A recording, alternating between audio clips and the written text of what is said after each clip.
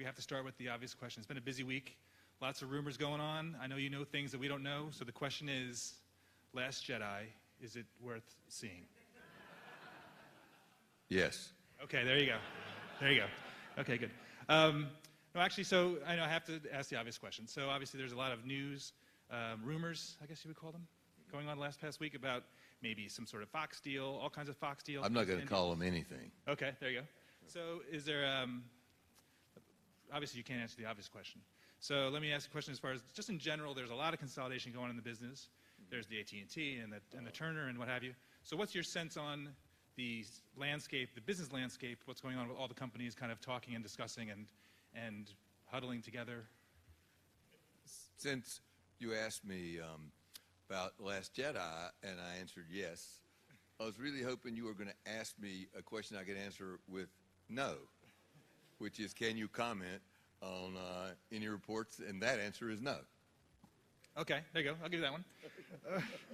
So, you know, obviously it's great to have you here, and you would be here anyway because tonight's the Hall of Fame ceremony. We have 3 ESPNers. So we're going to start with, because I know 3 of them are important to you, 2 especially, 1 really especially. No, I wouldn't want to say 1 especially, all 3 especially. Okay, there you go.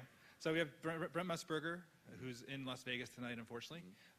He won't be here with us tonight, but tonight we have John A. Walsh and Chris Berman.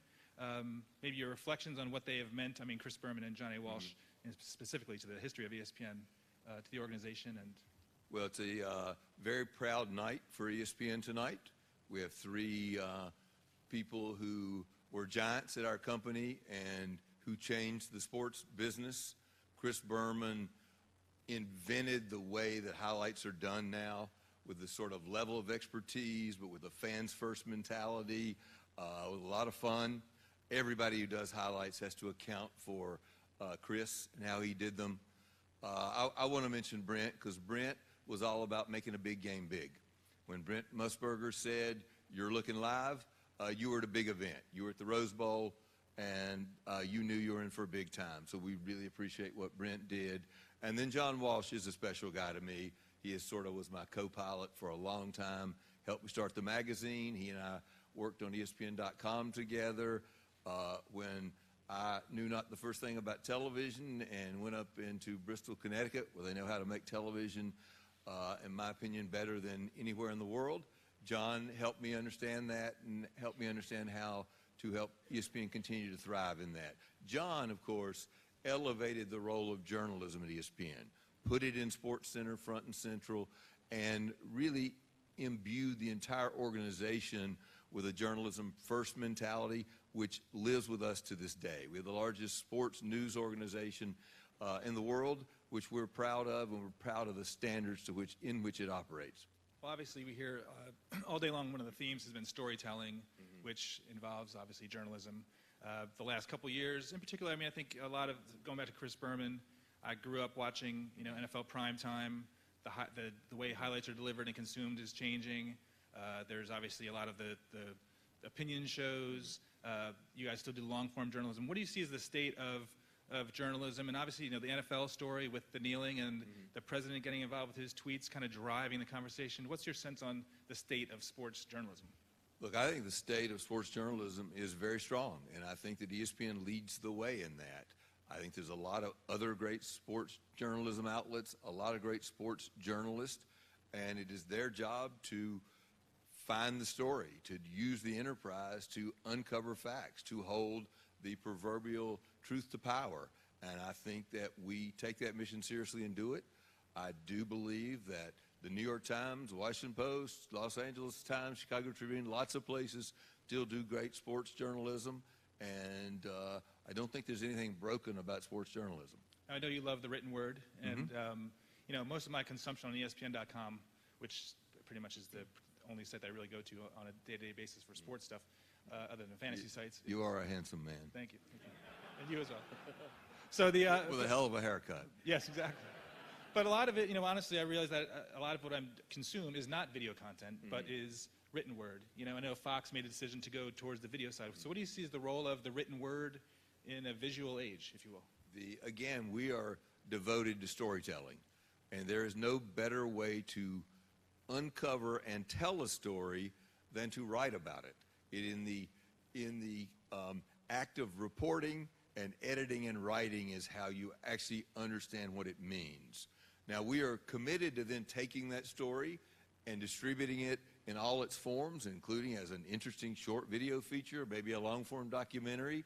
But most of what we do starts with writing, and it starts with trying to work out on a piece of paper or a computer-type keyboard what the story means and what it does. I don't think the idea that the written word is not relevant, or that you don't need writers or reporters, or that the long-form feature is not relevant is ridiculous. We employ more enterprise journalists than we ever have. We continue to do that. We don't find any problem finding 1 million people to read a 7,000-word story. The Chapecoense story was the story of the soccer team from a little town in Brazil that ended up in the final of a South American tournament, took a plane to Medellin, Colombia. That plane crashed, ran out of fuel. It's a very complicated story. The writer, former Sam Borden. Sam Borden wrote that story. It's a beautiful story. 2 million people read that story. And I feel a great deal of pride in having an organization where we still support that. By the way, we published it in video form around the world. We had millions of people see the video story, and it did uncover the story. I mean, it did find out what happened. Anyway, that's another story. Read the story. There you go. So John A. Walsh obviously played an integral role at SportsCenter. Spoke with him, and he has amazing stories to tell. Worked with all the greats that were the great anchors over the years. But obviously, recently, the Snapchat announcement. So SportsCenter on Snapchat, what's the strategy there? What are you kind of striving to get? I think that we understand that we have to make adaptations. The chairman of the organization recently said that there's a certain amount of turmoil out there. I don't think of it as turmoil. I think of it as transition, and we have to adapt and figure out how to remain relevant. We launched Snapchat on, we launched SportsCenter on Snapchat. It features 5 millennial hosts, almost all of whom are new to our company, including Katie Nolan. We have millions of subscribers in the first 4 weeks. We get a significant audience, and what's nice is 75% of that audience is between the ages of 13 to 24. That's why we're doing it. We have to remain relevant to that audience. We have to go to where they are, present our signature programming in a way appropriate to that platform. We get an audience, and we keep SportsCenter relevant, which, of course, is very key to us. Sure. So you mentioned going to where they are, and obviously next year, ESPN Plus, I guess, is an effort to go to where they are. We heard on the last question in the esports panel, and before that, talking about different screens, and everyone's concerned about the cord cutting and that these kids will never subscribe to cable. What can you say about ESPN Plus at this point in time? Yeah, look, I don't know if ESPN Plus is about going to where they are. It's about going to where the technology is, and it's pretty clear that the technology of distributing video is going over the top.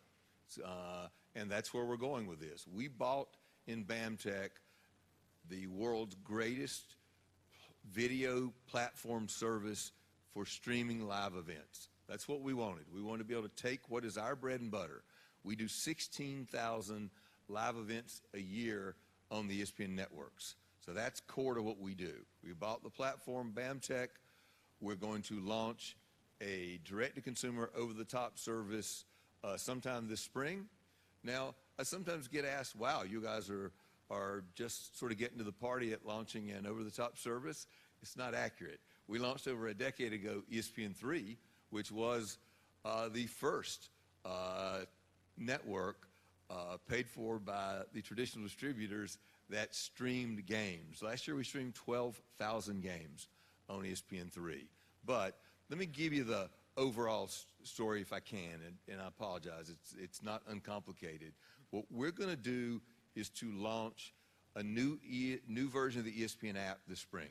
That new version of the ESPN app is going to be the best way to consume the totality of ESPN in the future. It's going to be the way you enjoy ESPN the best. You download the app, you have all of the content which is traditionally on ESPN.com, mobile ESPN, which 102 million people consumed in October, consumed 9 billion minutes. It's a 35% share of all the digital consumption of sports on the internet. So that's going to live in the app. You download that app, all that's for free. It remains, you authenticate your pay television, where the great majority of the best sports in the United States resides. You still need to have that pay television. Download that Watch ESPN and watch those games there. We are launching a complimentary product called ESPN Plus, and it is the way to take all the stuff you love about ESPN and add more to it. We will do within the first year, we will have an aggregation of 10,000 new live events on ESPN Plus. That means we will distribute more than 25,000 events next year. It will also have a large collection of video on demand. So you can kind of think of it in two buckets. A bunch more games. A lot of those games will be niche sports. A lot of those games will be for particular passionate sports interests. And then a sort of Netflix-like aggregation of multi-part docuseries, behind the scenes, visit with such and such a college football team, sort of a Hard Knocks 24/7 kinds of shows. So that's what we're doing. Whether we're reaching people where they are, what we're really doing is preparing to be able to thrive in the future, however the business models, the way people consume content evolves. It's not a coincidence that we have 16,000 live events here, and we're going to launch another service that has a technological capability to distribute 10,000 events over here, so that however the world evolves, we can adapt. We can move our content around if necessary. Make no mistake, we want to take the most value out of the current system as possible, but be prepared with optionality if we need to move into a different world. So do you have any sense on pricing, or I guess it'll be similar to ESPN Insider on the website if you pay for ESPN Insider on a monthly basis. So will there be yearly subscriptions? I mean, obviously things to be sorted out. But we will certainly be charging a monthly fee with a yearly price that's a partial discount. We have not decided on the price. What's most important to us is to get the product and the technology right, to get the app improved and downloaded by more people, and to begin to aggregate subscribers with their credit card information. now, will you have at the U.S. Open this year? I was talking with somebody about their app philosophy, and the U.S. Open, the tennis tournament, used to have two apps: one if you were on the venue, one if you were out of the venue. They've harmonized it to have one app. So will you be having one app then, as opposed to ESPN Watch and ESPN? The one app is the ESPN app. Okay. And within that app, you can authenticate your pay television, you get all this free content, and you can purchase ESPN Plus and consume that content in the same app. We did, at one point we had 100 apps. Every show had an app, every network had an app. We have grown to learn that less bigger apps is better than lots of smaller apps. We have two apps basically now, right? We also aggregated all of our fantasy apps into one place, and just given the technological necessity for what we have to do there versus distribute games, we do continue to keep those two separate. Mm-hmm. So what do you see is then the push-pull between the TV, the traditional cable networks that you have, and this app? You mentioned that obviously there's authentication involved, which is obviously also not a very easy process for a lot of people. But what's the push and the pull? How will you promote it on air? People talk about, is this part of the whole anti-cannibalization strategy or the cord-cutting strategy? So where does it going to fit into the push-pull? This strategy is about providing more content for sports fans. ESPN's history is about launching in 1979 into a world that was starved for more sports, in which there were a gigantic total of 2,000 hours of sports available to sports fans in this country. Last year we did 65,000 hours. Next year we'll do 90,000 hours. And we do not believe that there is satiation for sports fans who want to watch their teams play, whether it's a Division III college, whether it's a volleyball team in Texas, or we We met today with a secondary soccer league in this country. We think people who are watching games in those markets want to see those games, and we're going to provide them. So we don't think it's push-pull. We don't think it's anti-cannibalization. We think it's growing the market and providing us with the platforms to adapt depending on how the world evolves. So obviously HBO has something similar. CBS is launching something similar or has something similar. Do you see this as the future landscape, just as far as traditional media players having a really solid OTT offering as well as the traditional cable broadcast offerings? By the way, if I could see the future, I'd be with Brent Musburger in Las Vegas. And I can't. And because what we're doing is because we don't think we can see the future, but we think we can see what the options are going to be in the future, and we want to build a leading platform, whatever they are. I do believe that you're going to need to have over-the-top services so that people can buy an over-the-top service. I believe you are going to have to. We do continue to drive dramatic value from the traditional pay television system, and we have supplemented that with being the first mover, which we did with Dish when we launched Sling, the first mover in launching an over-the-top service. DirecTV Now recently announced that they'd passed 1 million subscribers. In these universes, we have 100% penetration, which means that if DirecTV Now has 1 million subscribers, we have 1 million subscribers. So we think drive the value out of the traditional system, supplement it with DVPDs, create your optionality over here with an over-the-top direct-to-consumer offering of your own. At NEB New York, I was at a presentation by Moffett-Nathanson, and they were talking about, it was interesting, they were talking about the cord cutting in cable, but then they said when you add, and it was about 3%, it was what the number they had, but then when you added in the subscriptions to the OTT services and the other internet delivered services that sort of compensated for it, it was actually a net loss of, that was an extra 1.5% up. So the net loss was 1% or so, not necessarily 3%.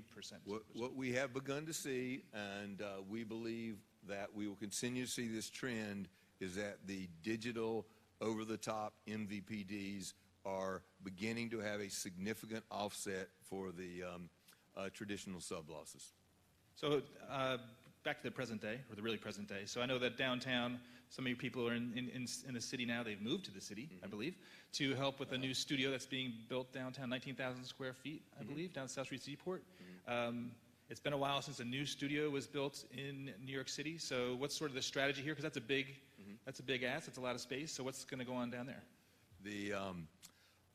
We think if games sort of aggregate our biggest audiences and drive our business, that daily studio provides relevance, because you have the ability to talk to people every day about what's going on, SportsCenter, OTL, PTI, Round the Horn. But we do believe that the medium term, we're going to do less studio but make bigger bets. And we clearly have to do some things that have impact. And we thought coming to New York City, we do believe the morning is a time where people aren't necessarily waking up and cutting on video on demand. They're still waking up and watching morning television.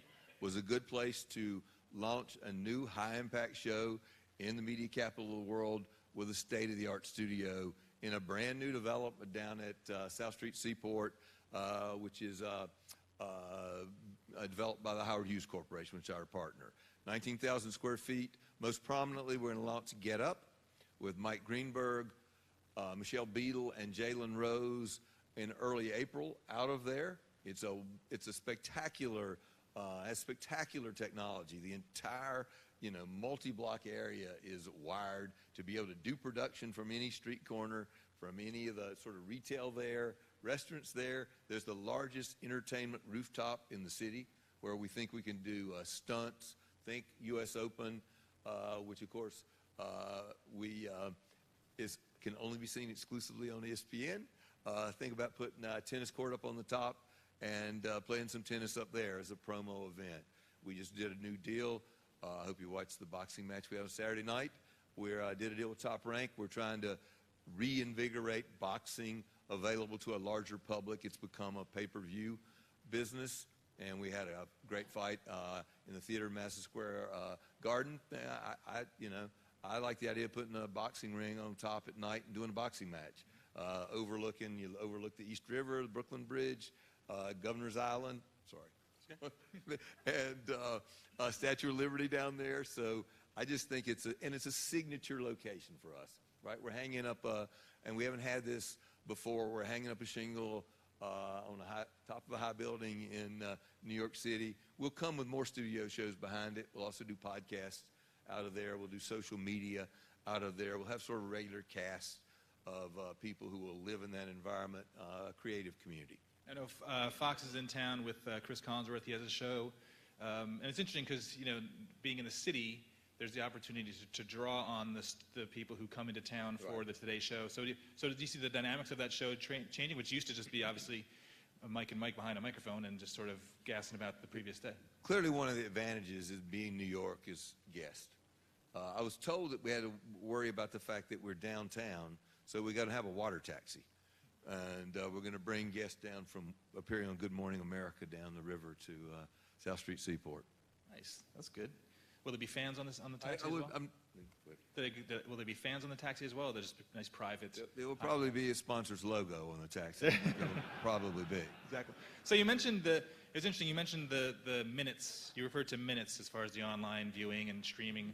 And Fox Sports, about once or twice a year, they send out an email on their ratings where they break it down by minutes for a weekend, for those big major weekends. And when you see it and you see the numbers that they get over a weekend, you realize that obviously they're trying to compare to YouTube and what have you, and that the number's pretty darn big as far as minutes. So what do you see as the future of audience measurement? Because there is going to be on the online side judged by minutes and impressions and da-da-da. So how are things? You guys have a serious audience measurement research department. So how do you see this all kind of coming together and being harmonized?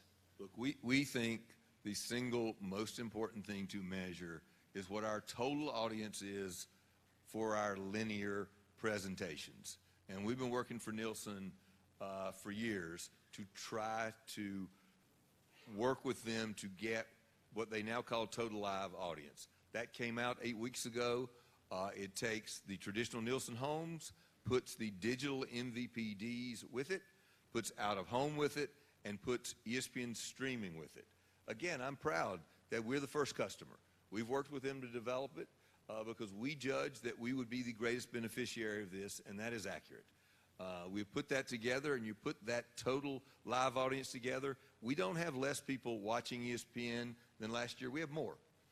It just turns out they're watching in different ways. They're watching on their own device. They're watching out of home in a club somewhere. I don't mean a dance club. I mean a social club where you can hear. And they're watching on their DirecTV now, their Sling, their YouTube TV, their Hulu TV. You add all those together, and our audience is bigger than ever.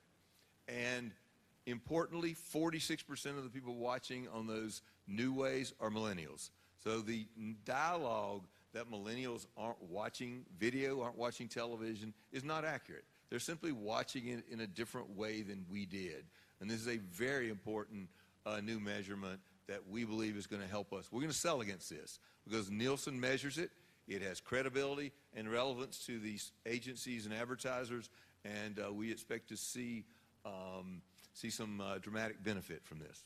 So I want to get a little bit the techie geek on for a second. Obviously, you guys in Sony worked hard on 3D, on ESPN 3D. There is now, of course, UHD, 4K, HDR. There's a lot of delivery by Netflix and Amazon of those formats over the top as opposed to going through the cable system. Is there any kind of a roadmap for UHD or even 1080p HDR? I am probably the least qualified person in this room to give you a roadmap for 1080p. I vaguely know what it means. Jed Drake is sitting right here, who has a significant understanding of this, but I'm not going to call upon you. All I know is the following, and I think it's what I need to know. Every time there is an innovation which makes video quality better, the first and the greatest beneficiary of that is sports. That was true for HD, and we were the leaders in HD. So we want, whatever the roadmap is, we want to be there first because we believe sports will be the greatest beneficiary. I can't tell you the technological complexities of it or how it will exactly happen, but we pride ourselves on trying to be first. Gotcha. Well, just so you know, I think you guys are the leader in 1080p production in the U.S., if not, right? There you go. So, trivia question for Christmas. I almost knew Huh? Yeah. that we were the leader in 1080p. Monday We have a closet somewhere at ESPN where we're developing 36K. There you go. Don't start rumors. There's enough rumors as it is. So how about esports? We just had a panel on esports.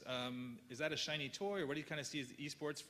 If again, the millennials, they are gravitating to that. We heard that, in Korea, it's a huge thing. What do you see as esports? Do you have an esports strategy at all? We see esports as a phenomenon.